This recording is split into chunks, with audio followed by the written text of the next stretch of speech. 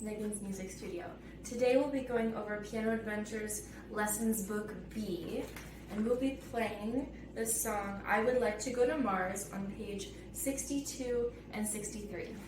So here is our piece, I Would Like to Go to Mars, on page 62 and 63. This is a bit of a long one. So let's first start with finding where our hands go. Our right hand is going to go on middle C, first finger on middle C, and then left hand, third finger on G. So your hands should look like this. Make sure you keep nice rounded fingers while we play. Measure 1 through 4 has a repeat sign, so we play 1 through 4 and we go back and play that again. Then we jump up to the top of page 63 at measure 5 and we play from there to the end. Don't forget to look out for your dynamics, your mezzo forte, forte, and piano. Here we go. 1, 2, 3, 4.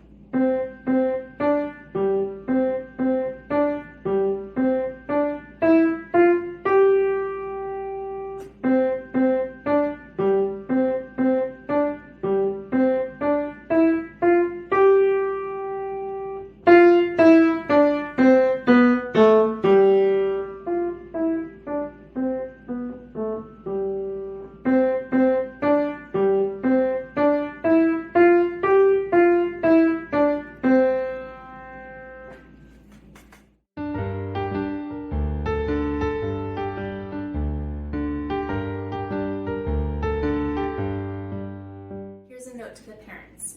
So for this activity, you will need 3 colored pencils, or actually a whole bucket of them for your student to pick from. So you'll see at the top of the page, there's 3 groups of letters here. There's F, F, and P. These are called dynamics. And dynamics tell the student how loud or quiet to play. The first one is mezzo forte, which means medium loud. The next one is forte, and the next one is piano.